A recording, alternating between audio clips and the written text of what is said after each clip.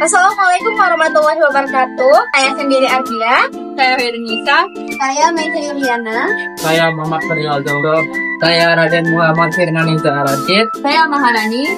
Di sini kami ingin mewawancarai beberapa narasumber mengenai dampak sosiologis dan ekonomi dalam kerusakan lingkungan. Salah satunya adalah banjir. Selamat menonton. Assalamualaikum teman-teman. Selamat siang. Di sini menurut warga yang sudah kami wawancarai sebelumnya, kami mendapatkan info kalau ini adalah rumah ibu RT yang meng-RT warga di sekitar sini. Ini mau kami wawancarai terlebih dahulu.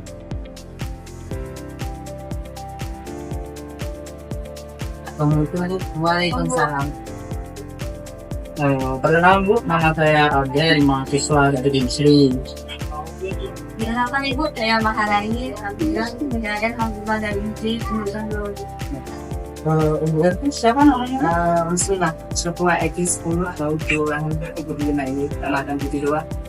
Saya kan melihat di berita-berita, membaca di berita-berita ya Bu ya. Iya, Kalau daerah kedudukan ini katanya tiap tahunnya banjir, apakah betul? Itu betul banjir, betul ya?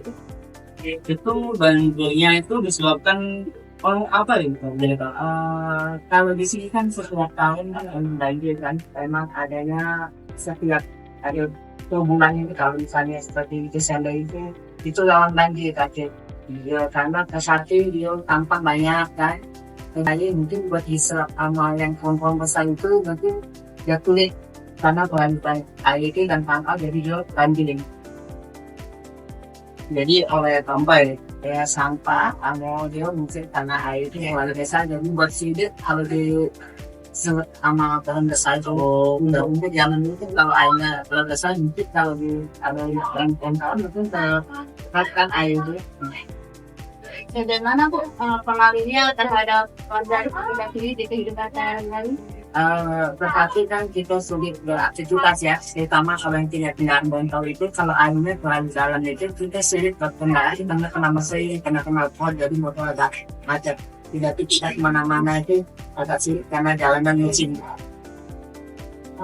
Kalau itu dampak warga Ibu selama banjir itu, selama banjir yang bulan kemarin ya itu dampak sosialnya apa ya?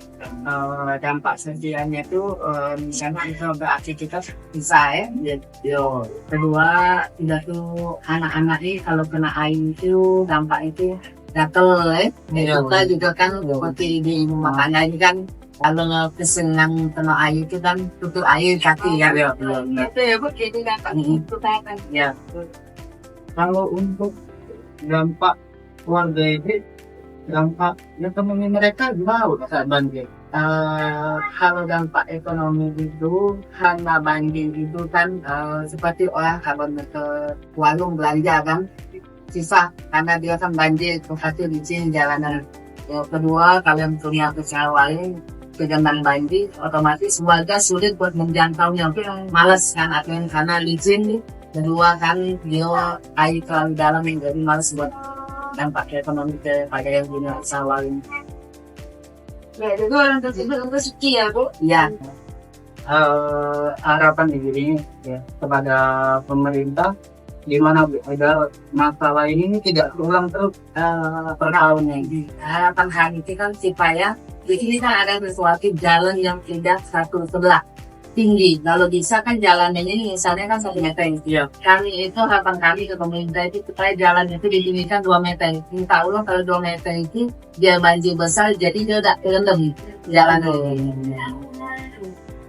Kali ini kami bersama narasumber. Mungkin Ibu boleh perkenalan terlebih dahulu Bu. Assalamualaikum warahmatullahi wabarakatuh. Kenalkan nama saya Ibu Dewi Aktini. Saya Ibu Dewi ya.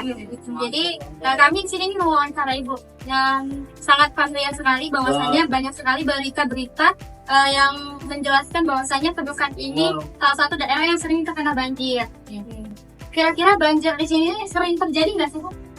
Iya, kalau di sini dibilang sering ya enggak, tapi di tahunan. Tapi untuk tahun 2025 ini kayak lebih lama.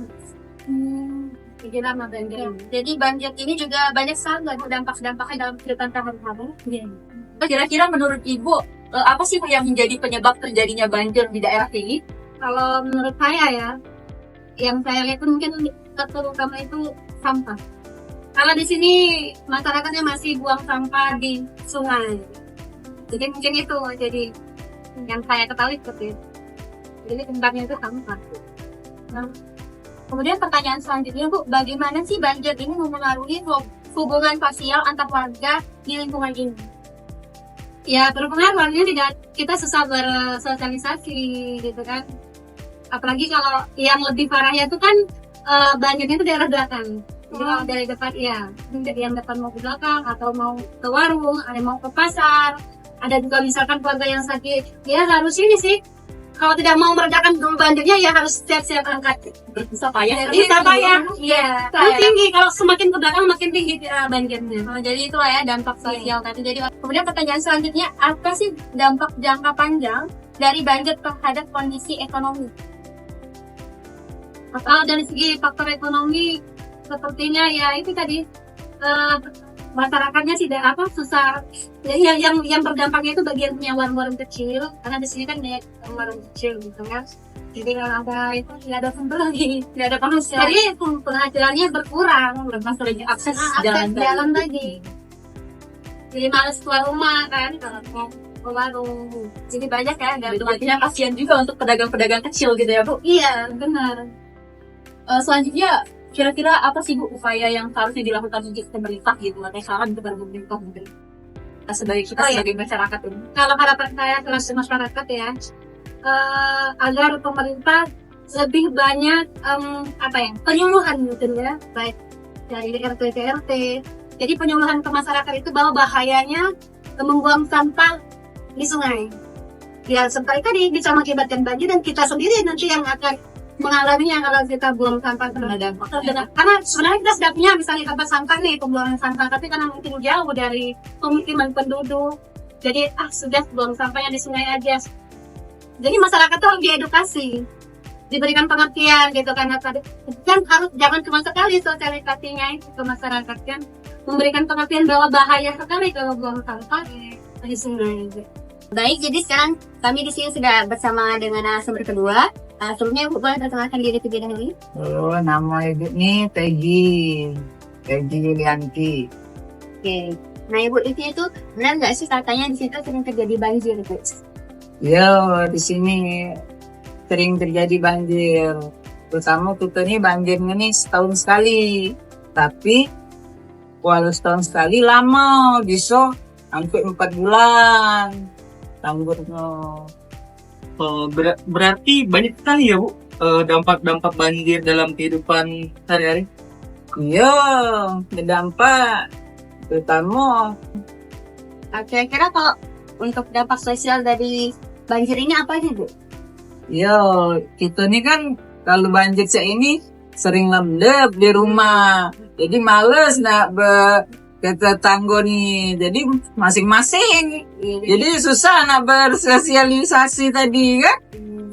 Karena banjir, malas keluar. Untuk dari dampak ekonomi di masyarakat ini, Ya berdampak, terutama ibu nih kan jualan kecil-kecilan ini, jual makanan. Nah dengan banjir ini, males wong keluar. Nah jadi pendapatannya murang. Iya, wong kan takut ada mana ada apa ngelewat di banjir nih kan? Iya. Nah Ibu kan kalau banjir ini kan biasanya tuh banyak tuh Bu anak kecil tuh suka main air gitu Bu. Nah itu menurut Ibu itu gimana kalau kesehatan mereka gitu Bu? Iya, ini nih Mbak Yunian, terutama anak ibu ini kemarin tahun-tahun kemarin itu kan sering mandi. Nggak balik-balik, mandi terus. Akhirnya masuk rumah sakit. Diare. Kan dia tuh teteguk baju kotor ini. Gatel-gatel, kaki korengan. Berarti banyak ya Bu dampaknya dari banjir ini. Iya, memang. Ibu ada nggak sih kayak harapan gitu gimana ke depannya kalau misalnya supaya nggak terjadi banjir gitu sama masyarakat? Nah, Ibu berharap tuh semoga dengan banjir terus nih ngerti mereka tuh karena buang sampah nih. Yo, Ibu harap tuh lah sudah ngerti lah buang sampah tuh jangan di sungai lagi. Itu maksud Ibu tuh kan. Nah, jadi itu ya teman-teman dari wawancara Ibu tadi, aku sih banyak banget ternyata dampaknya dari bencana banjir di sini.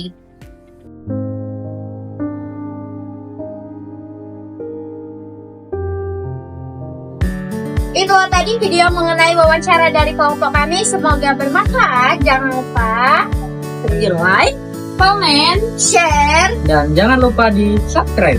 Sekian, terima kasih. Wassalamualaikum warahmatullahi wabarakatuh.